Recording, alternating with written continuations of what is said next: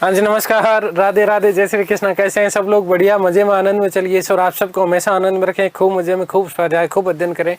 दोस्तों, हम लोग बात कर रहे थे मुगल कालीन शासकों की, और उसी कड़ी में हम लोगों ने अब तक की जो क्लासें थी उसमें शाहजहां तक का मामला जो था वो हमने पढ़ लिया।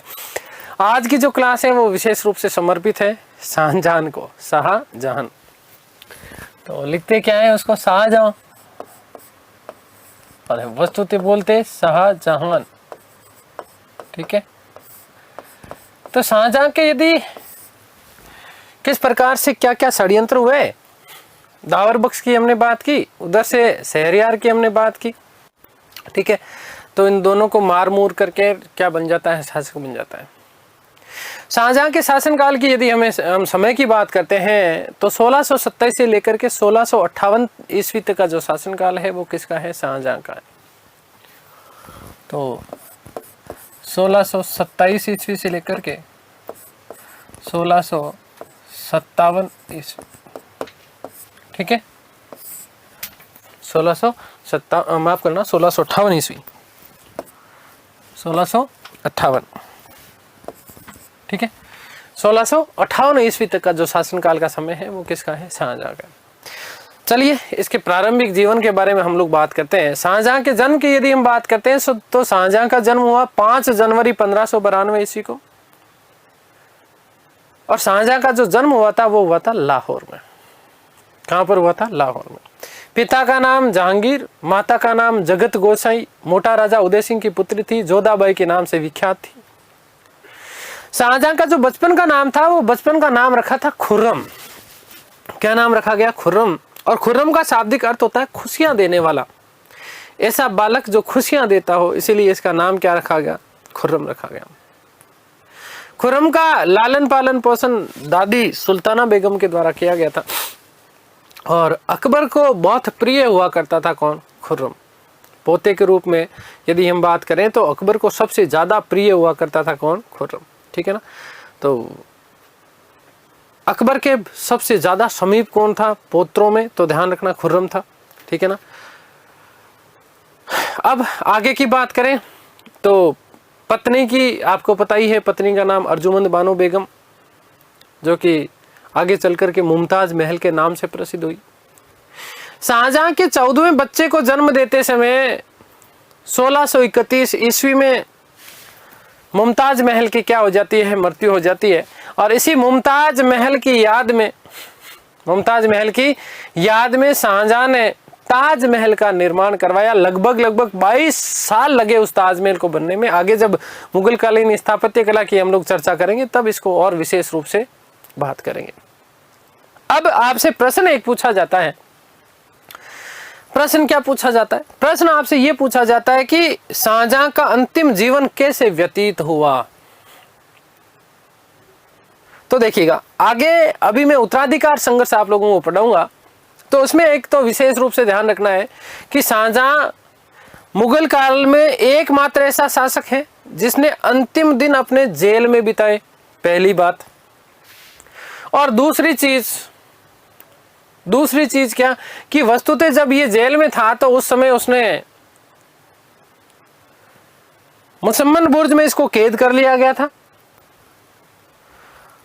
और उसी मुसम्मन बुर्ज में बैठे बैठे वो ताजमहल को निहारता रहता था, और वो देखता था कि किस प्रकार से उसकी ताज अर्थात अर्जुमंद बानो बेगम किस प्रकार से वो चिर निद्रा में सो गई है, उसके पास में वो नहीं है, और वो ताजमहल को निहारता था। उसे लगता था कि मुमताज महल वहीं पर है। कुल 14 संतानें मैंने आपको बताया। तो दो चीजें ध्यान रखना। देखो, एक तो कैदी के रूप में व्यतीत किए उसने अपने जीवन, अंतिम जीवन। ठीक है। दूसरा, उसने ताजमहल को निहारते हुए मुसम्मन बुर्ज में कैदी के भांति रहा, ताजमहल को निहारते हुए अपने जीवन को जो है उसने व्यतीत किया। शाहजहां की कुल 14 जो संतानें थी, इस 14 संतानों में से केवल और केवल 7 संतानें ही शेष रही, और इन 7 संतानों में 4 तो पुत्र थे और 3 क्या थी? पुत्रियां थी। 4 पुत्र और 3 पुत्रियां। इन 4 पुत्रों में यदि हम बात करें तो सबसे बड़ा दारा शिकोह, मैंने आपको बताया था कि जहांगीर के समय जब खुर्रम ने जब खुर्रम ने विद्रोह किया था और विद्रोह करने के बाद में वो अहमदनगर के किले के ऊपर अधिकार कर लेता है, और अहमदनगर के किले के ऊपर अधिकार करने के बाद आदरणीय महावत खां को उस खुर्रम के विद्रोह को दबाने के लिए भेजा जाता है। और जब वो विद्रोह को दबाता है, महावत खां इस खुर्रम को पराजित कर देते हैं। तो उसके बाद में उसके दो बेटे कौन कौन, एक तो दारा शिकोह और दूसरा कौन, औरंगजेब। पहले सुन लो, समझ लो सारी चीजें, फिर एक साथ लिखूंगा मैं आज, ठीक है। दारा शिकोह और औरंगजेब जो थे, इन दोनों को राजनीतिक बंदी कैदी के रूप में रखा गया था। किसके पास में? जहांगीर के पास में, ठीक है। तो 4 पुत्रों में 2 पुत्र तो बड़े वाले कौन थे? सबसे बड़ा पुत्र दारा शिकोह, उसके बाद औरंगजेब, उसके बाद शाह शुजा, और उसके बाद अंतिम जो उसका पुत्र था उसका नाम था मुराद। क्या नाम था? मुराद। और इन्हीं चारों लोगों ने जाकर के आगे चल करके ये उत्तराधिकार संघर्ष लड़ेंगे। जो सबसे योग्य व्यक्ति था वो था दारा शिकोह, लेकिन इस दारा शिकोह को दोवराई के युद्ध में अंतिम रूप से पराजित कर दिया गया था औरंगजेब के द्वारा। आगे जब अभी उत्तराधिकार संघर्ष की बात करेंगे तो यहां से 2 तरीके के प्रश्न बनते हैं। देखो कि कौन से युद्ध के बाद में पहली बार औरंगजेब ने अपना राज्याभिषेक करवाया? तो धर्मत युद्ध में पराजित करता है, और पराजित करने के बाद में वहां से दारा शिकोह भाग निकलता है। उधर शाहजहां को वो मुसम्मन बुर्ज में कैद करेगा और खुद का क्या करेगा? राज्याभिषेक करवाएगा। दूसरा, यदि हम बात करें तो दोवराई का जो युद्ध लड़ा गया, अंतिम निर्णायक युद्ध था उत्तराधिकार संघर्ष में। आपका यदि शाहजहां से प्रश्न बनेगा तो ध्यान देना कि या तो आपका शाहजहां से प्रश्न बनता है स्थापत्य कला से, स्थापत्य कला से ही बनता है 99.99%, और या फिर आपको शाहजहां के काल में जो उत्तराधिकार जो संघर्ष हुए वहां से आपका विशेष रूप से प्रश्न आपको देखने को मिलता है। बाकी कुछ कॉन्सेप्चुअल प्रश्न बनते हैं तो उनके बारे में मैं अभी चर्चा करूंगा कि किस तरीके से प्रश्न बनते हैं। आपको चिंता करने की कोई भी किसी तरीके की बात नहीं है। ध्यान देना, युद्ध और इस प्रकार की जो चीजें आएगी, या राजनीतिक परिचर्चा या राजनीतिक शासकों के बारे में यदि मुगल काल में पूछा जाएगा तो प्रारंभिक जो 4 शासक थे, कौन कौन? बाबर, हुमायूं, शेरशाह सूरी, अकबर और जहांगीर, 5 मान लो। इन 5 से प्रश्न बनते हैं। शाहजहां के काल में स्थापत्य कला विशेष महत्वपूर्ण है, उत्तराधिकार संघर्ष विशेष महत्वपूर्ण है, या फिर कुछ लॉजिकल प्रश्न बनते हैं। कैसे क्या प्रश्न बनते हैं उसकी सारी चर्चा मैं करने वाला हूं। तो 4 पुत्र बताए मैंने, दारा शिकोह, औरंगजेब, शाह शुजा और मुराद। 3 पुत्रियां थी, जहानारा, रोशनारा और गोहनारा। अंतिम समय में कैदी के रूप में जब शाहजहां था तो उस समय उसकी जो सेवा की थी वो की थी जहानारा के द्वारा। सबसे उसकी अच्छी बेटी थी, सबसे योग्य पुत्री हुआ करती थी कौन? जहानारा। उसके बारे में भी आप लोगों को विशेष रूप से ध्यान रखना है। कई बात समझ में, शाहजहां का शासनकाल जो है, इस शाहजहां के शासनकाल में साम्राज्य, मुगल काल में विशेष रूप से साम्राज्य विविध क्षेत्रों में अपनी विकास की चरम सीमा को प्राप्त कर गया था।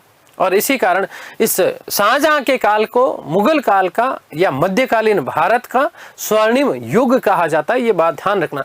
प्राचीन भारत में यदि हम बात करते हैं तो स्वर्णिम युग गुप्त काल है। पूरे यदि ऑल ओवर इतिहास की बात करें, आपसे सीधा सीधा प्रश्न पूछा जाता है कि भारतीय इतिहास का स्वर्णिम युग किसको कहा जाता है? गुप्त काल को।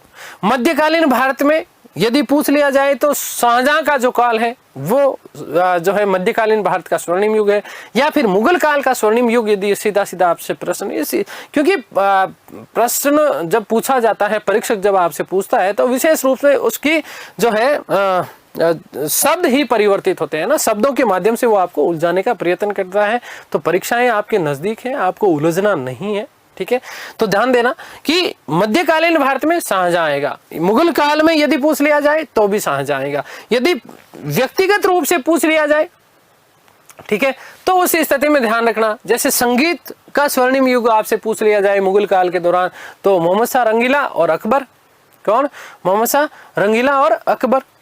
यदि स्थापत्य कला का सीधा सीधा पूछे स्वर्णिम युग तो आपको ध्यान देना है कौन होगा, बताने की जरूरत नहीं है, शाहजहां, ठीक है। यदि आपसे चित्रकला का स्वर्णिम युग पूछ लिया जाए तो सीधा सीधा उत्तर होना चाहिए जहांगीर। कौन होगा? जहांगीर। आगे हम बात करेंगे इसको बहुत अच्छे से, हम लोग चर्चा हम लोग ये बातें करने वाले हैं। आगे बात समझ में क्लियर है ना? तो इस चीज को आप लोग विशेष रूप से ध्यान रखिएगा। अब मैं जो है चीजें आप लोगों के लिए वापस लिखने वाला हूँ, ठीक है। यदि हम बात करें, देखो शाहजहां के जन्म की, जन्म 5 जनवरी 5/1/1592। पिता जहांगीर,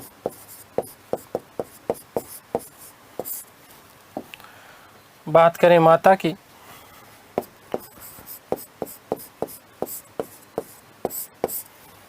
तो माता जगत गोसाई, जगत गोसाई, या इसे ही जोधा बेगम कहा जाता था वस्तुतः। मोटा राजा उदय सिंह की पुत्री हुआ करती थी। बचपन का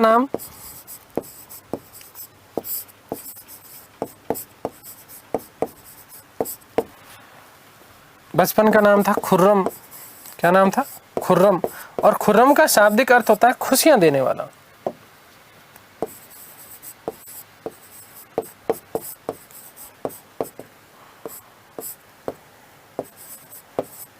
खुशियां देने वाला। ठीक है, आगे बात समझ में। जन्म लाहौर में हुआ था, ये बात भी आप लोग ध्यान रखना विशेष रूप से, लाहौर में हुआ। ध्यान रखना कि लालन पालन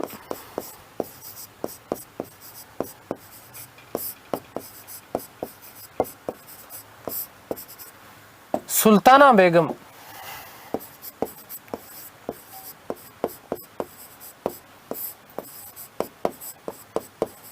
और सुल्ताना बेगम बोले तो ये दादी थी बेटा।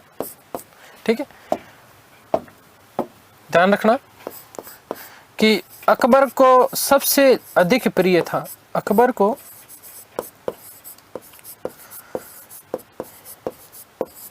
सबसे अधिक प्रिय था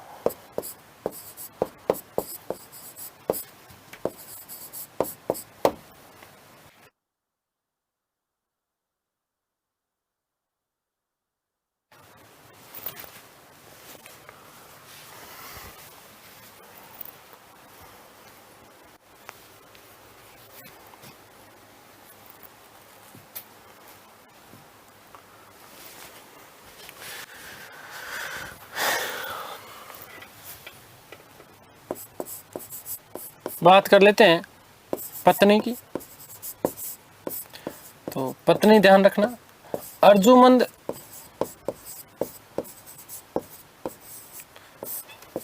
बानो बेगम,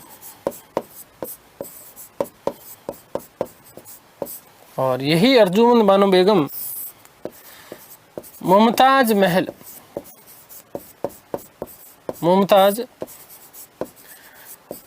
महल के नाम से प्रसिद्ध हुए।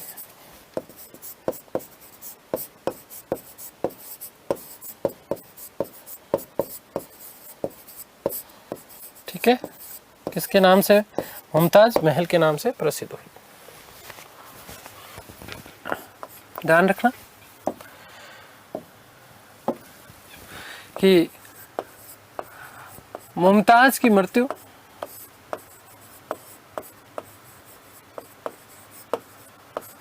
1631 में शाहजहां के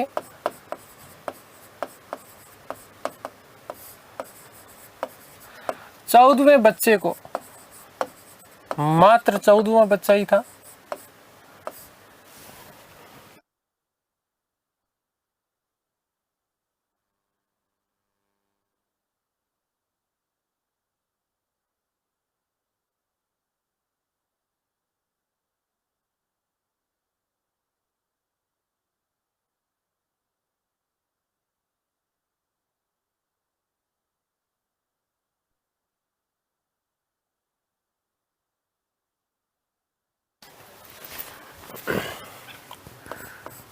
इसकी याद में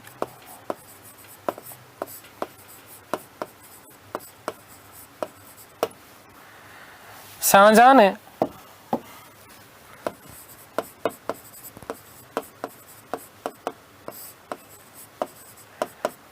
ताजमहल का निर्माण करवाया।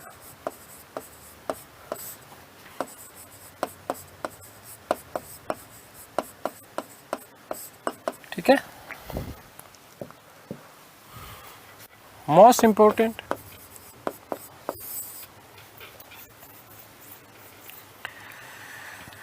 चलिए ये बात बाद में बताऊंगा मैं आपको।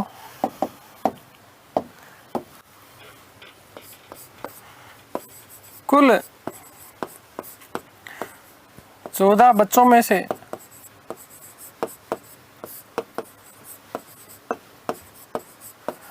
7 ही जीवित बचे। ये 7 जीवितों में कौन कौन?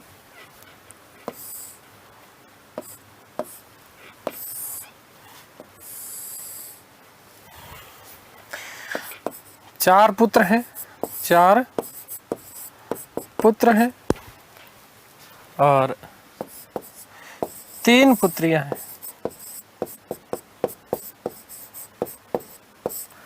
4 पुत्रों की यदि हम बात करें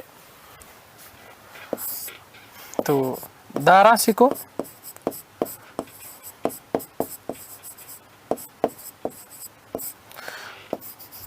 औरंगजेब,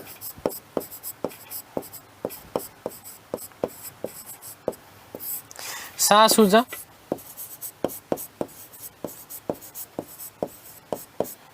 और मुराद।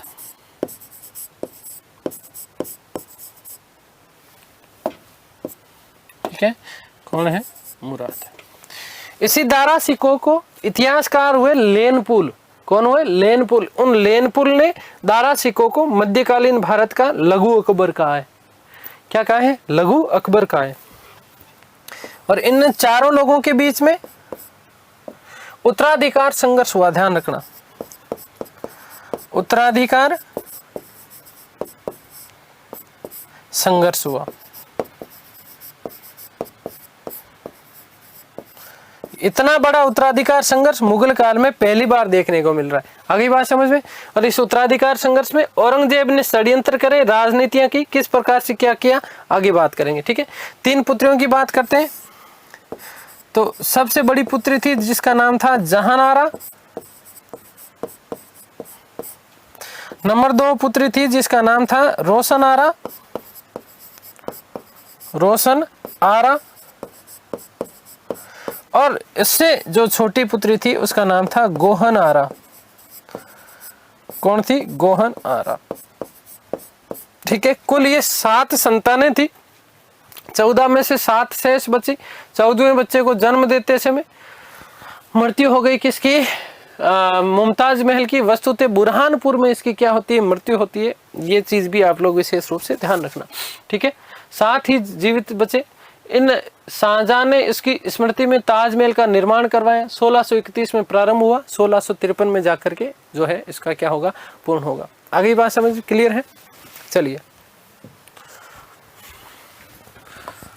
शाहजहां अपने अंतिम समय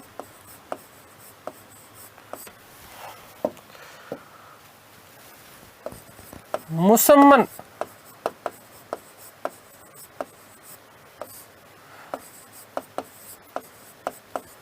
बुर्ज में कैद रहा।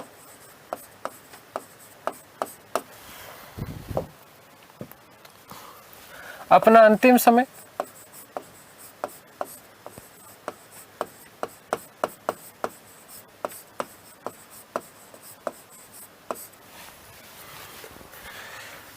ताजमहल को निहारते हुए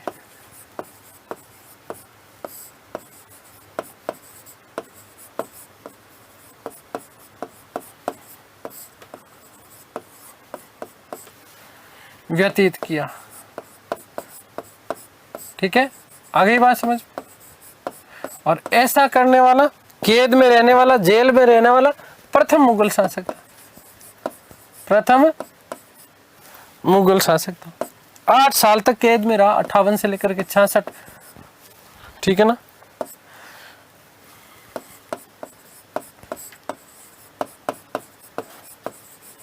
ठीक है, देखो फिर वही वाली बात है, जो व्यक्ति जैसा बोएगा वो वैसा ही काटेगा। जो व्यक्ति जैसा बोएगा वो वैसा ही काटेगा। इसने अपने पिता के विरुद्ध जहांगीर के खिलाफ क्या किया था? विद्रोह किया था। इसके पुत्र भी यही करेंगे और क्या करेंगे? आगे बात समझ में क्लियर है। तो जो जैसा बोएगा वो वैसा ही काटेगा, इसलिए वही वाली बात है, अगर किसी का अच्छा नहीं कर सकते तो बुरा मत करो, क्योंकि आपको सृष्टि वही रिटर्न गिफ्ट वापस देती है, चाहे कभी भी दो। ठीक है, तो ध्यान देना।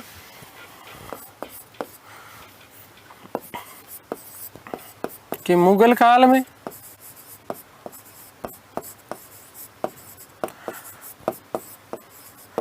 विद्रोही पुत्र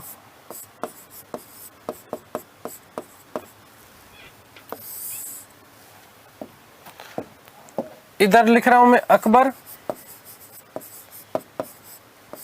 और अकबर के समय विद्रोह किया किसने? जहांगीर ने। ठीक है, नंबर 1। नंबर 2 लिखो, जहांगीर के समय विद्रोह किया खुसरो ने, और फिर किसने विद्रोह किया? खुर्रम ने। खुर्रम बोले तो कौन था बेटा? शाहजहां। बात कर लो खुर्रम की, तो खुर्रम के समय चारों बेटों ने उत्तराधिकार संघर्ष लड़ा।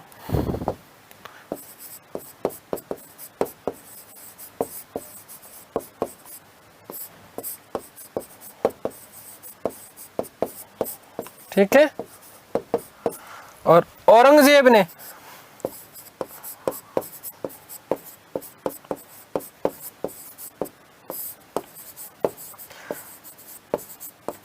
कैद किया। ठीक है, खुर्रम बोले तो कौन? शाहजहां। ठीक है, तो औरंगजेब के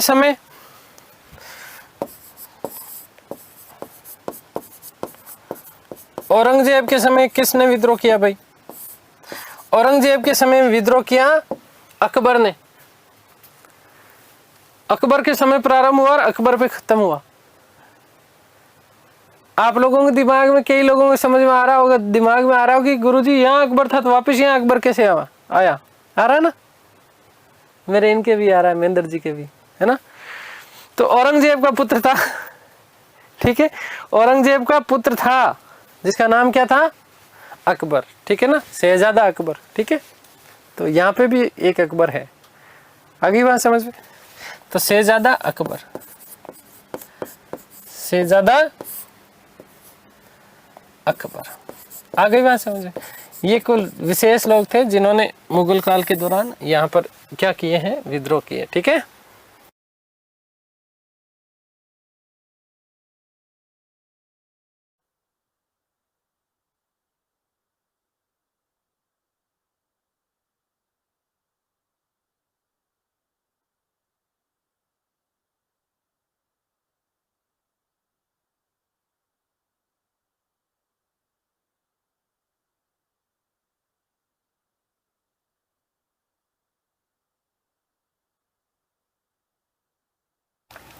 ठीक है ना? आगे बात समझ में क्लियर है ना? तो देखो, प्रकृति देता है ना, औरंगजेब के विरुद्ध शहजादा अकबर ने विद्रोह किया। ठीक है, तो ये चीजें आप लोग ध्यान रखना विशेष रूप से। ये विद्रोही है, इधर तो शासक हैं, ये सारे क्या हैं? शासक हैं।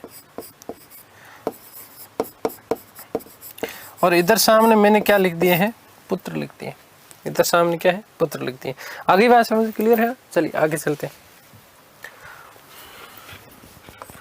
कि शाहजहां के काल में, शाहजहां का काल, सीधे सीधे लिख रहा हूं मैं लाइन। ठीक है, मुगल काल का स्वर्णिम युग कहलाता है। मुगल काल का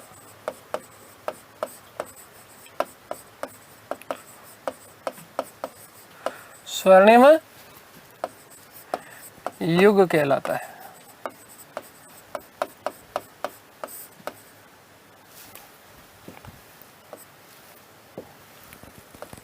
आगे बात समझ क्लियर है? अब मैं वो लाइन पूरी लिखूं कि विविध क्षेत्रों में जो है अपने विकास की चरम सीमा को प्राप्त कर दिया। एक ही बात है, ठीक है। सीधा सीधा प्रश्न बनता है कि कौन से शासक का शासनकाल मुगल काल का स्वर्णिम युग कहलाता है, तो ध्यान रखना कि स्वर्णिम युग किसका था, शाहजहां का काल, ठीक है। इतनी बातें मैं आपको लोगों को समझा दिया और ये सारी चीजें लिख दी मैंने। अब सुनो, देखो, जब शहजादे के रूप में था ना शाहजहां, तब उसने शहजादे के रूप में, युवराज के रूप में बहुत सारे अभियान किए थे। जैसे देखो, मेवाड़ अभियान की बात की, कांगड़ा अभियान की बात करी, दक्षिण भारत का जो अभियान था वो भी विशेष रूप में इसके द्वारा किया गया, अहमदनगर वाला जो अभियान था, ठीक है ना। आगे बात समझ, ये सफल अभियान कर चुका था और लास्ट में अंततः कई राजनीतिक षड्यंत्र हुए और अपने ससुर आसफ खां की सहायता से क्या बनता है, शासक बनता है। शाहजहां ने अपना जो राजाभिषेक करवाया था, वो राजाभिषेक बहुत छोटा सा नाम है, देखो है ना, आपको बहुत इजी वे में याद हो जाएगा। राजाभिषेक जब इसने करवाया तो राजाभिषेक के समय इसने उपाधि धारण करी थी, किस नाम से, तो देखो, अबुल मुजफ्फर शिहाबुद्दीन मोहम्मद किरान सानी, ठीक है ना, एक ही नाम है, चार नाम नहीं है। अबुल मुजफ्फर शिहाबुद्दीन मोहम्मद किरान सानी की उपाधि धारण करी और इसी के साथ या शाहजहां, ध्यान रखना, ठीक है ना, इसके नाम से जो है इसने क्या करवाया, अपना राज्याभिषेक करवाया था, ठीक है। मृत्यु, ध्यान देना, इसकी जो मृत्यु हो गई वो 1666 में हो गई थी, ठीक है ना। तो ध्यान देखो, ताजमहल को निहारते समय जो है व्यतीत किया था। इसकी मृत्यु जो हुई, मैंने लिखा नहीं, हालांकि बता दिया था, मृत्यु कब हुई है, 1666 ईस्वी में, 1666 ईस्वी में इसकी मृत्यु हो जाती, ठीक है। आगे बात समझ में क्लियर है ना। तो ये चीजें आप लोगों को ध्यान रखना। प्रश्न पूछा जाता है, जीवन काल के अंतिम 8 वर्ष कहाँ पर रहा, तो मुसम्मन बुर्ज में रहा। कैसे उसने व्यतीत किया था, तो ये भी आप लोग ध्यान रखिएगा। उसने अंतिम रूप जो है वहां पर उल्लेख ऐसा ही मिलता है कि साहब उसने मुसम्मन बुर्ज से ताजमहल को निहारते हुए अपना अंतिम समय व्यतीत किया था। और इसी समय जो है यहाँ इसकी जो सेवा की थी बड़ी बेटी जहान आरा ने। मृत्यु हुई जब 1666 में, तो उसके बाद में उसे वस्तुतः मुमताज महल की कब्र के पास के में क्या कर दिया था, दफना दिया गया था, ठीक है। तो बंदी के रूप में जीवन यापन करने वाला प्रथम मुगल बादशाह है। देखो, ये भी बात रखना कि बंदी के रूप में, किस रूप में, बंदी के रूप में जीवन यापन करने वाला प्रथम मुगल शासक, किस रूप में, जो कि बंदी के रूप में रहा, बंदी के रूप में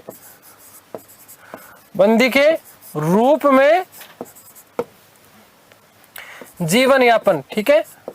जीवन, ये कॉन्सेप्चुअल प्रश्न है, देखो ना, कि बंदी के रूप में जीवन यापन करने वाला प्रथम मुगल शासक कौन था, ध्यान रखना, कौन था, शाहजहां था। कौन था, शाहजहां। ये मैंने कहा ना, आपको कुछ लॉजिकल प्रश्न बनते हैं, ठीक है ना। तो इन चीजों का आप चीजें याद रखिएगा। अब देखो, कुछ छोटी मोटी बातें अपन और कर लेते हैं। क्या बातें करते हैं साहब, बातें करने के लिए आए हैं ना, नहीं, ध्यान देना भाई। देखो, शाहजहां जैसे शासक बना, तो शासक बनने के साथ ही साथ अनेक हिंदू और मुस्लिमों के बीच में विद्रोह हुए। एक तो 1628 में अफगानों में विद्रोह हुआ, केवल सुनना है, ठीक है ना। अफगानों में विद्रोह हुआ था। अफगान जो लोग थे, इन्होंने क्या किया था, विद्रोह किया था। और अफगान विद्रोह करने वाला जो मुख्य व्यक्ति था, जो उसका नाम था खान जहां लोदी, है ना, खान जहां लोदी। ये वस्तुतः दौलत खान लोदी जो हमने बात करी, इस दौलत खान लोदी का पुत्र माना जाता है, ठीक है। दौलत खान लोदी जो अकबर के समय बिल्कुल सामान्य सैनिक के रूप में था, ठीक है ना। तो ध्यान रखना, इस दौलत खान लोदी का क्या माना जाता है, पुत्र माना जाता है। जहांगीर के समय गुजरात का गवर्नर रहा करता था कौन, खान जहां लोदी, ठीक है। और वस्तुतः ये शहरयार जो गुट था, इस शहरयार गुट का पुत्र हुआ करता था। आगे बात समझ में, इधर नूरजहां, तो इसी के कहने पर वह यहाँ पर जो है क्या किए गए थे, कुछ विद्रोह किए गए थे। आगे बात समझ में क्लियर है। तो इस विद्रोह का दमन करने के लिए शाहजहां ने अबुल हसन के नेतृत्व में सेना भेजी थी, ठीक है। और खानजहां को धौलपुर राजस्थान के निकट पकड़ लिया गया था और खानजहां की क्या कर दी गई थी, हत्या कर दी गई थी, ठीक है। केवल दिमाग में रखना, इस तरीके वैसे ये प्रश्न आता नहीं है, लेकिन फिर भी आप लोग जो है इसको दिमाग में रखिएगा। आगे बात समझ। सबसे महत्वपूर्ण जो विद्रोह माना जाता है, वो विद्रोह माना जाता है झुंझार सिंह बुंदेला का। ये प्रश्न आता है, ये मैं आपको लिखूंगा, ठीक है। देखो, झुंझार सिंह बुंदेला जो था ना, वो वस्तुतः इस झुंझार सिंह बुंदेला का जो विद्रोह हुआ था, वो हुआ था 1628 में। ये शाहजहां के काल का होने वाला दूसरा विद्रोह था। देखो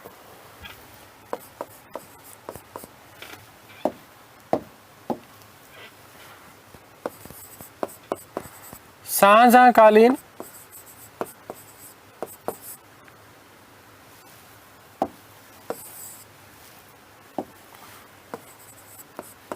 शाहजहां काल में हुए विद्रोह। ठीक है, अब सुनो, केवल आपसे क्रम पूछा जा सकता है, बहुत ज्यादा यदि कोई डिफिकल्ट पेपर बने, हिस्ट्री ऑप्शनल का यदि आप पेपर देते हो तो उस स्थिति में देखो ये आपका महत्वपूर्ण हो सकता है कि क्रम पूछा जा सकता है कि किस किस ने विद्रोह किए, है ना, और इन विद्रोह का क्रम क्या था। ठीक है, बाकी आपका प्रश्न बेटा नहीं बनता है। ठीक है,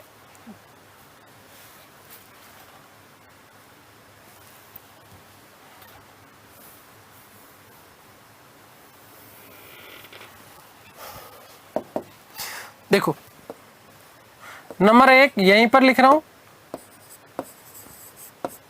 खानजहां लोदी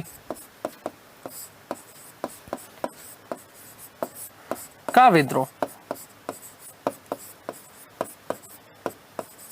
कब हुआ? ये 1628 में। ठीक है, कहां पर हुआ? तो ध्यान रखना अफगान में। कहां पर हुआ? अफगान। बस इतना ध्यान रख लो, बहुत है। अब जो यदि सीधा सीधा प्रश्न आता है वो सीधा सीधा प्रश्न आता है आपका झुंझार सिंह बुंदेला का विद्रोह जो कि 1628 में हुआ। अब इसकी थोड़ी सी सुनो कहानी, फिर मैं इसको लिखूंगा। देखो सुनना, ये जो झुंझार सिंह बुंदेला था ना, ये किसका पुत्र होगा? थोड़ा सा दिमाग लगाओ। अपन ने जहांगीर के समय एक शासक पढ़ा था, उसका मित्र था कौन? और था सरदार, याद आया? वीर सिंह बुंदेला। इस वीर सिंह बुंदेला का पुत्र था कौन? झुंझार सिंह बुंदेला। इस झुंझार सिंह बुंदेला ने क्या किया? देखो सुनो कि झुंझार का जो पुत्र था ना, वीर सिंह झुंझार का पुत्र है ना, इस झुंझार का भी एक पुत्र था जिसका नाम था विक्रमजीत सिंह। ठीक है ना, इस विक्रमजीत सिंह ने जनता के ऊपर बहुत ज्यादा अत्यधिक कर लगाए और इसकी सूचना मिली किसको? शाहजहां को मिली। तो शाहजहां ने क्या किया? शाहजहां ने जो है झुंझार सिंह को पत्र लिखा और पत्र लिख करके जांच करने के आदेश दिए। तो झुंझार सिंह अपने पुत्र के खिलाफ कैसे जो है जांच करवाता? नहीं करवाई उसने, जांच नहीं करवाई। उसने कहा कि देखो शाहजहां, ऐसा है कि मैं मेरे पुत्र के खिलाफ तो जांच नहीं करूंगा। अब इसी समय क्या किया झुंझार ने? क्या किया झुंझार ने? ये काम किया कि बुंदेलखंड का जो किला था, इस बुंदेलखंड के किले का जीर्णोद्धार करवाया उसने। क्या करा? जीर्णोद्धार करवाया और साथ ही साथ उसने बारूद इकट्ठा करना शुरू किया और युद्ध की तैयारी करना स्टार्ट कर दी। ठीक है ना, आगे बात समझ में क्लियर है? तो शाहजहां को जब इसकी सूचना लगी कि अरे भाई मैं तो उसको विक्रमजीत सिंह के खिलाफ उसको कह रहा हूं कि तू जांच कर, अपने बेटे के विरुद्ध जांच तो कर नहीं रहा है और साथ ही साथ बुंदेलखंड का किला का जीर्णोद्धार उसने करवा दिया और बारूद इकट्ठा कर रहा है, युद्ध की तैयारी कर रहा है, इसकी सूचना मिल गई शाहजहां को। तो शाहजहां ने क्या करा? शाहजहां ने वही मावत खां, ठीक है ना, आगे बात समझ में। तो शाहजहां ने मावत खां और अब्दुल्ला के नेतृत्व में एक अभियान भेजा और इस अभियान में झुंझार क्या होता है? पराजित हो जाता है और झुंझार को आगरा लेकर के आए। कहां पर लेकर के आए थे? आगरा लेकर के आए थे। झुंझार ने शाहजहां से माफी मांगी और माफी मांगने के बाद में उस समय शाहजहां ने उसको क्या कर दिया था? माफ कर दिया था। लेकिन 5 वर्ष के बाद में, लगभग कितने वर्ष बाद में? 5 वर्ष के बाद में शाहजहां के विरुद्ध इस झुंझार ने एक बार पुनः जो है क्या कर दिया? विद्रोह कर दिया था। क्या कर दिया था? विद्रोह कर दिया। तो देखो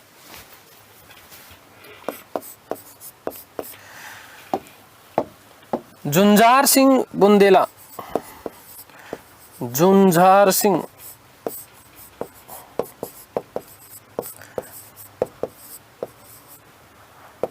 बुंदेला का विद्रोह। ठीक है, ये मोस्ट इंपॉर्टेंट है, ये इंपॉर्टेंट बनता है। ठीक है, इसका आप लोग ध्यान रखना। झुंझार सिंह बुंदेला का विद्रोह कब हुआ है? 1628 में, 1628 ईस्वी। ध्यान रखना कि झुंझार सिंह कौन है? अजनबी कौन हो तुम? ठीक है, तो याद रखना कि वीर सिंह बुंदेला का पुत्र था। वीर सिंह बुंदेला का पुत्र था। किसका पुत्र था? वीर सिंह बुंदेला का पुत्र था। आगे बात समझ में क्लियर है? अब सुनो आगे की कहानी कि जुंजार के पुत्र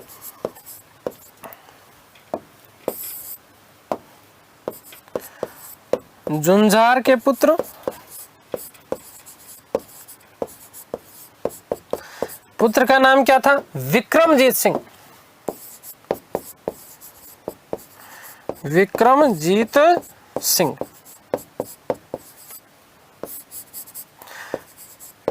विक्रमजीत सिंह ने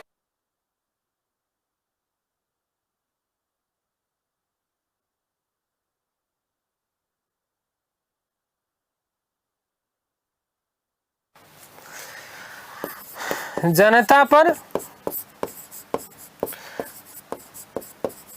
अत्यधिक कर लगाए। अत्यधिक कर लगाए।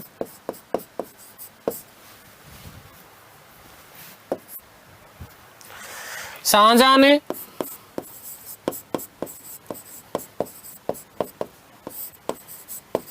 जुंजार को पत्र लिख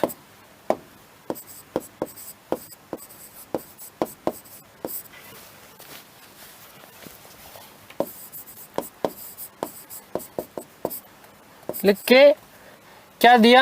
जांच के आदेश दिए।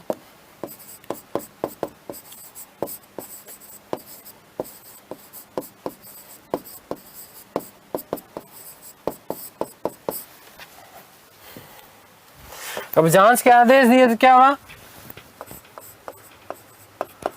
जुंजार ने जांच से इनकार किया और इनकार करने के साथ ही साथ क्या किया कि बुंदेलखंड यूपी, ठीक है ना,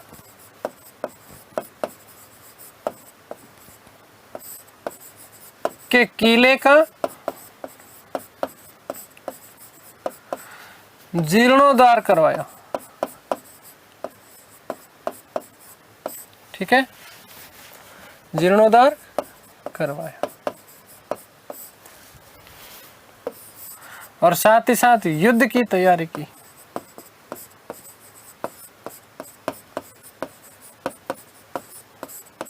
ठीक है, ये मोस्ट इंपोर्टेंट प्रश्न आपका बनता है।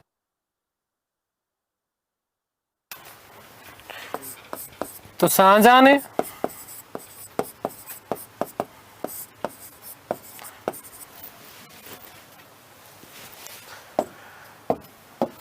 मावत खां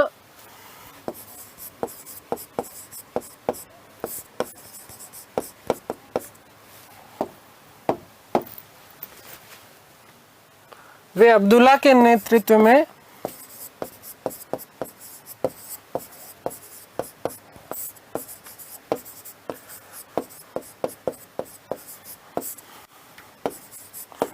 सेना भेजी और सेना भेजी तो क्या हुआ साहब? जुंजार पराजित हुआ। जुंजार पराजित। ठीक है, जुंजार क्या हो गया? पराजित हो गया और पराजित हुआ तो बंदी बनाया, बंदी बना आगरा लाए और आगरा लाए तो क्या हुआ? शाहजहां ने माफ कर दिया।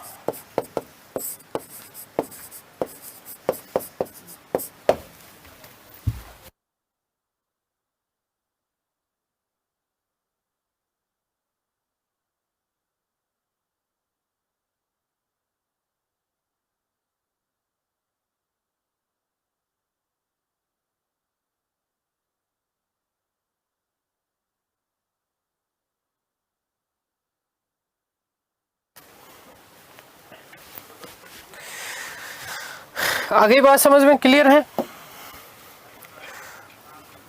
तो अब यहां पर एक चीज और ध्यान रखना। एक चीज क्या ध्यान रखोगे?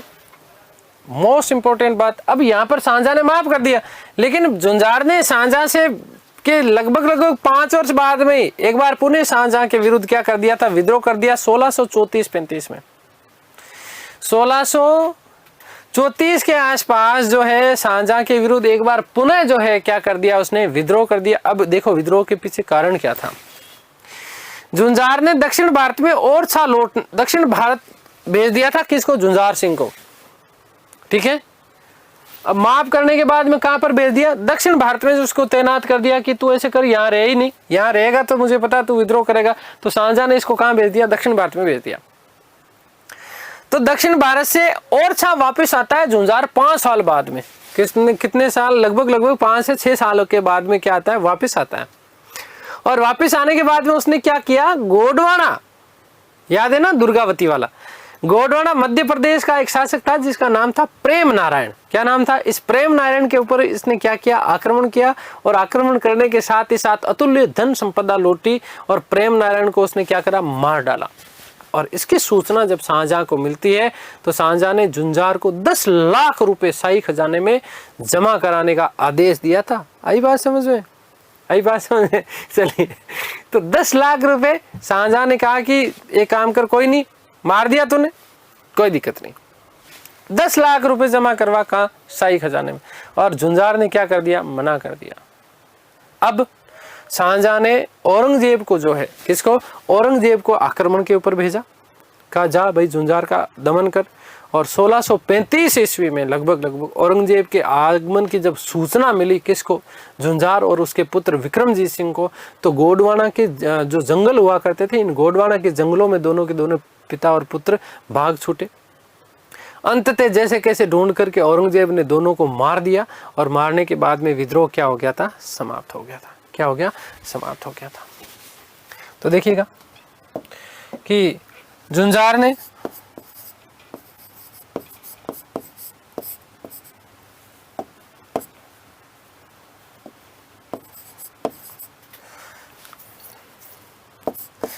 सोलह सौ 34-35 ईस्वी में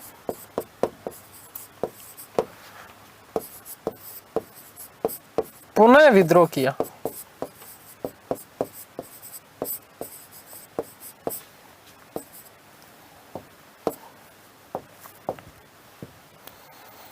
पुनः विद्रोह कर दिया, ठीक है, ठीक है। कब किया है, 1634-35 में। अब इस विद्रोह का कारण क्या है वो सुनो।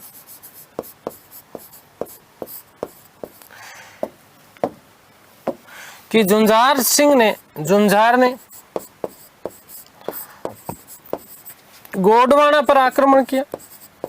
गोंडवाना पर आक्रमण कर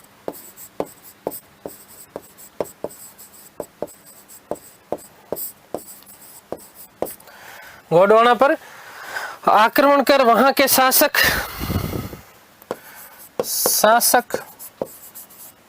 क्या नाम था, प्रेम नारायण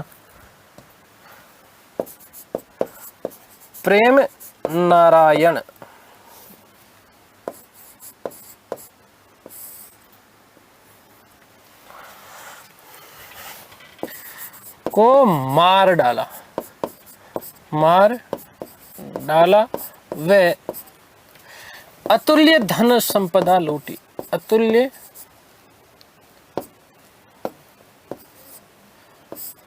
धन संपदा लूटी,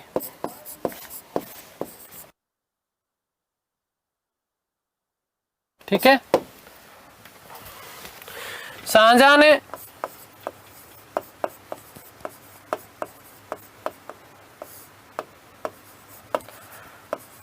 जुंजार को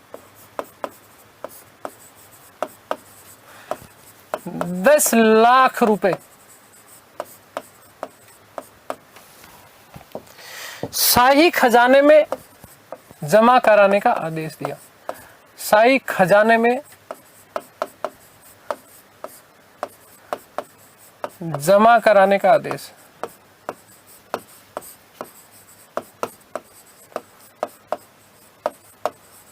ठीक है। क्या दिया है, शाही खजाने में जमा कराने का आदेश दिया। तो जुंजार ने विद्रोह किया,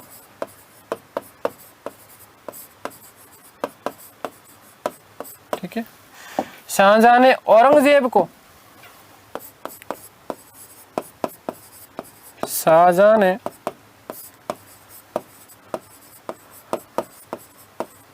औरंगजेब को दमन हेतु भेजा।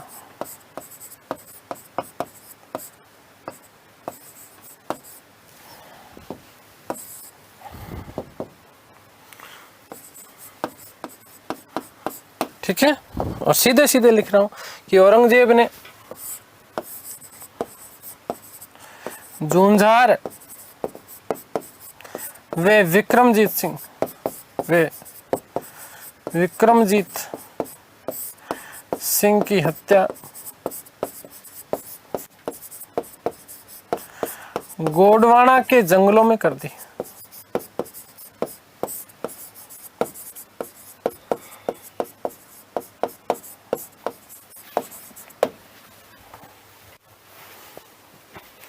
और इसी के साथ विद्रोह क्या हो चुका था, समाप्त हो चुका था। ठीक है, आगे बात समझ में क्लियर है। तो ये बात एक तो विशेष रूप से ध्यान रखना। अगला मोस्ट इंपोर्टेंट हम लोग टॉपिक पढ़ रहे हैं, देखो इंपोर्टेंट कर लेना इसको। ये भी आपका क्या बन जाता है, इंपोर्टेंट बन जाता है। कैसे इंपोर्टेंट बनता है, क्या इंपोर्टेंट बनता है, ये तो पता ही नहीं है। पुर्तगालियों का दमन किया था शाहजहां ने। पुर्तगालियों का दमन किसने किया था, शाहजहां ने।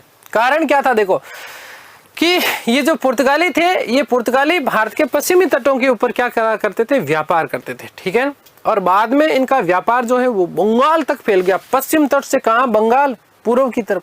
अगली बात समझ, हुगली के नदी के किनारे पर इन्होंने कई व्यापारिक कोठियां स्थापित करी थी, हुगली, कलकत्ता। ठीक है, और नमक का जो व्यापार था, इस नमक के व्यापार पर एकाधिकार कर लिया था। आगे बात समझिए। और यहाँ के, अब ये देखो, अब पुर्तगालियों के आगे की बात देखो, इतना करने के बाद बावजूद भी क्या करते थे कि पुर्तगाली लोग जो है, ये बंगाल के जो लोग हैं, इन बंगाल के लोगों को और पश्चिमी जो तट थे, इस पश्चिमी तटों पर लोगों को, भारतीय लोगों को जबरन ईसाई बनाया करते थे। जबरन क्या बनाया करते थे, ईसाई बनाया करते थे। अब इस चीज का विरोध किया किसने, शाहजहां ने। शाहजहां ने कहा तुम ठीक है व्यापार कर दो, कोई बात नहीं, व्यापारी हो, व्यापार करोगे तो और क्या नहीं करोगे। ठीक है, लेकिन तुम भाई ये धर्म परिवर्तन जो करवा रहे हो, वो बात क्या है, गलत है। तो शाहजहां ने इसका विरोध किया, वो माने नहीं। तो शाहजहां ने 1632 ईस्वी में गोवा की सहायता से, ध्यान रखना किसकी सहायता से, गोवा की सहायता से इनका दमन किया और 10,000 पुर्तगालियों को मार डाला। पुर्तगालियों के दमन को इतिहासकारों ने शाहजहां की धार्मिक असहिष्णुता की नीति करार दिया। अब ये एक तो बकवास वाली करने वाली बात है, ठीक है ना, लेकिन अब इसके पीछे कारण भी था, अब इसको सही भी मान सकते हैं। क्या कि 10,000 पुर्तगालियों को मार डाला और बाकी जो पुर्तगाली बचे थे ना, इन पुर्तगालियों को जेल में डाल दिया। और जेल में डलवाने के बाद वहां पे थोड़ा सा ऐसा उल्लेख मिलता है कि इन पुर्तगालियों से जबरदस्ती इस्लाम कबूल करवाया गया था। ठीक है, तो पुर्तगालियों का दमन, किसका दमन साहब, पुर्तगालियों का दमन।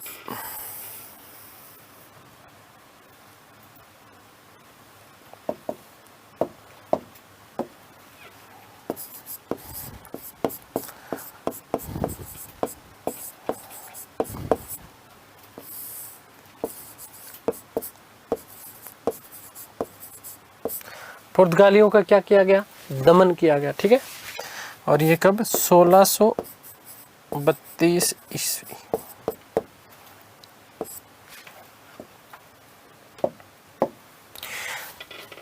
कारण क्या था,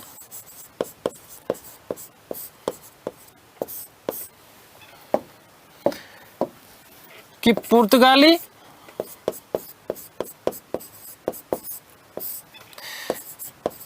पश्चिमी समुद्र तट व बंगाल में भारतीय लोगों को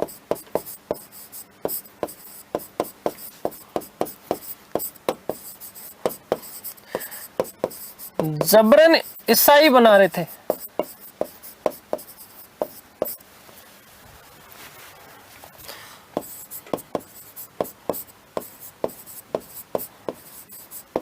अब देखो ये मोस्ट इंपोर्टेंट लाइन बनती है आपकी कि शाहजहां ने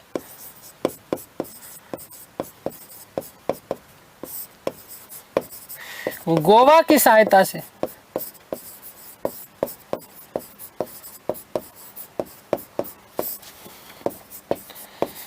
आक्रमण कर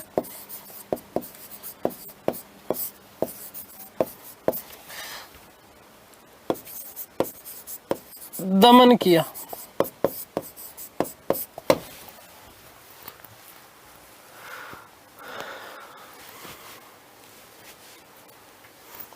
ठीक है ना, अब दमन किया। केवल ये देखो, अब यहां से आपका जो प्रश्न बनेगा ना, वो प्रश्न ये बन सकता है कि किसकी सहायता से, तो ये ध्यान रखना, किसकी सहायता से, गोवा की सहायता से। किसकी सहायता से, गोवा की सहायता से दमन किया था, ये चीज आप लोग ध्यान रखना। किसकी सहायता से, गोवा की सहायता से। किसने किया है, शाहजहां ने। कब किया है, 1632 में। कब किया है, अब वो कहीं काम नहीं आया कि कितने लोगों को मारा, कभी कोई प्रश्न नहीं पूछेगा, ठीक है ना, ध्यान रखना। 10,000 लोगों को मारा, बाकी जो बचे हुए थे उनको जेल में डाला, जेल में डालने के बाद में उनका मामला सेट कर दिया। ठीक है, आगे बात समझ में क्लियर है, आगे बढ़े तो ध्यान रखना। एक तिब्बत का अभियान हुआ था 1634 में, ज्यादा कोई विशेष महत्वपूर्ण है नहीं, ठीक है ना। एक असम का अभियान 1635-36 ईस्वी में। पूर्वोत्तर सीमा का विवाद यहाँ पर चल रहा था असम अभियान के दौरान। क्या था, असम का क्षेत्र कामरूप मुगल साम्राज्य में था। बिहार वाला जो क्षेत्र है, बिहार, ठीक है ना, बिहार का जो क्षेत्र था वहां पर वीर नारायण, कौन, वीर नारायण असम के शासक को भड़काने का कार्य कर रहा था, बिहार का शासक, ठीक है ना। और असम के शासकों ने 1635-36 में युद्ध में पराजित होने के बाद में वहां शाहजहां से क्या कर ली थी, संधि कर ली थी। केवल दिमाग में ध्यान रखना, इस तरीके के प्रश्न आपसे नहीं पूछा जाता। अब विशेष महत्वपूर्ण प्रश्न आपके बनते हैं शाहजहां के दक्षिण भारत अभियान से। कहां से, शाहजहां के दक्षिण भारत अभियान से। अब देखो सुनो, दक्षिण भारत अभियान करने के पीछे एक तो कारण क्या था, केवल पहले समझना और फिर हम बात करेंगे कि कौन कौन से अभियान उसने दक्षिण भारत में किए। सुनो,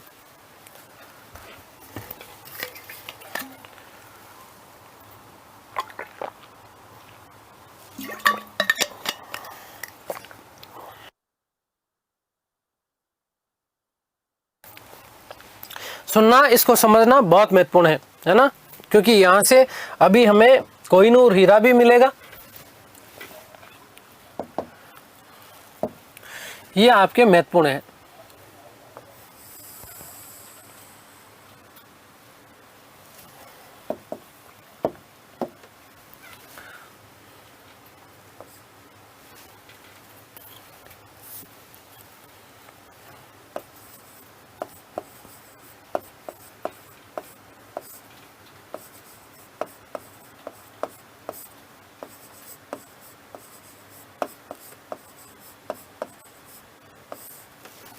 सुनो समझो, दक्षिण भारत अभियान करने के पीछे कारण क्या था, समझना है इसको। देखो, शाहजहां जो था ना, वो सुन्नी विचारधारा का जो है शासक हुआ करता था, है ना।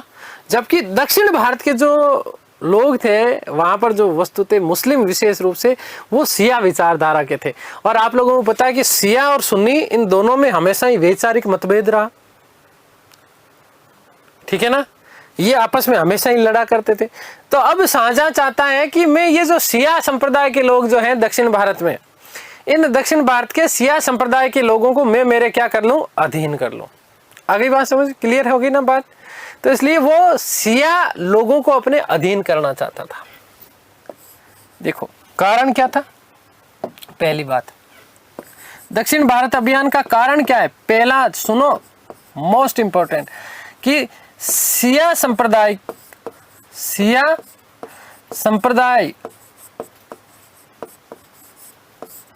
के शासकों को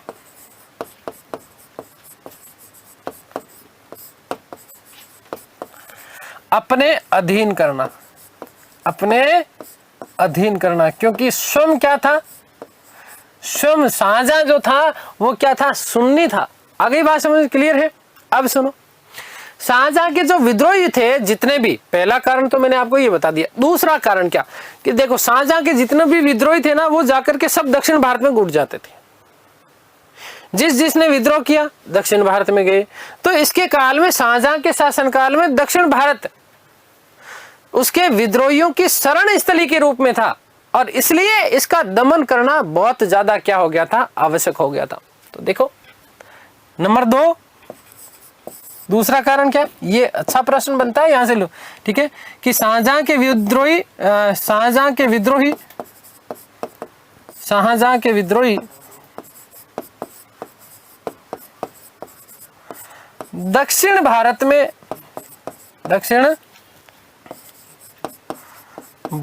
में इन शिया शासकों के यहां पर शरण लेते थे। शिया शासकों के यहां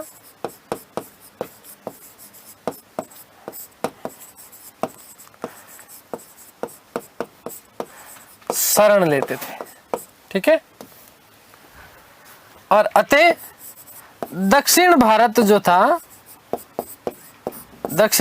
जो था ये विद्रोहियों का गढ़ बन गया था। विद्रोहियों की शरण स्थली हम लोग कह सकते हैं ना, शरण स्थली बन गया। और इसी कारण इसका दमन करना अनिवार्य था, इसका दमन करना अनिवार्य था।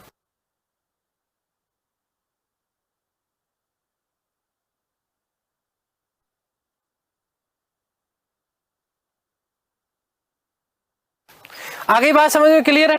और तीसरी, दक्षिण के जो शासक थे वो शाहजहां को कर जमा नहीं करवाते थे, टैक्स भी नहीं देते थे। और दक्षिण भारत के जो शासक थे वो मराठों की क्या करते थे, आर्थिक मदद करते थे और शाहजहां के विरुद्ध वो क्या करवाते थे, विद्रोह करवाते थे। तो नंबर 3 कि दक्षिण भारत के शासक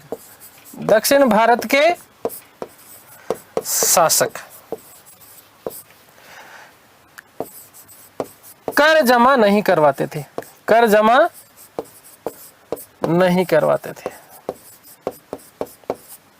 आगे बात समझ में। और तीसरा कि नंबर 4 यह मराठों की आर्थिक सहायता करके, मराठों की आर्थिक सहायता करके, आर्थिक सहायता करके शाहजहां के विरुद्ध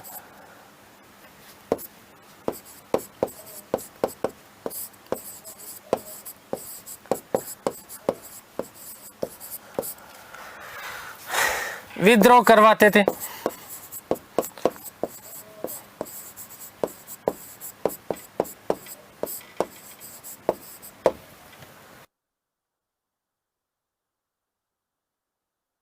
ध्यान देना, देखो 4 कारण थे।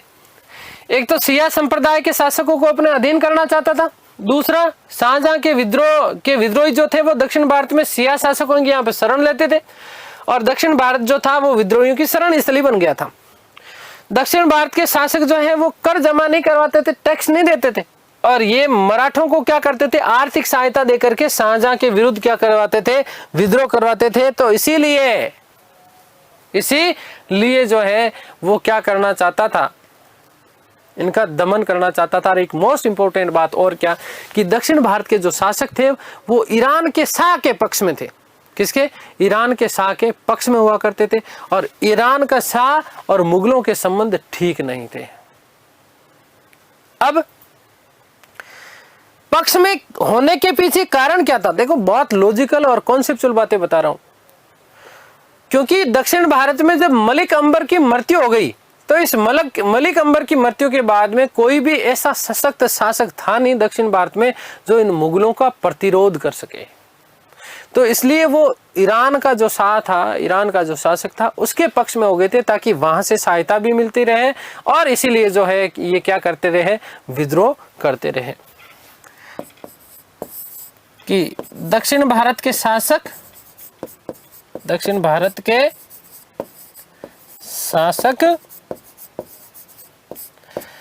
ईरान के शाह, ईरान के शाह के पक्ष में थे।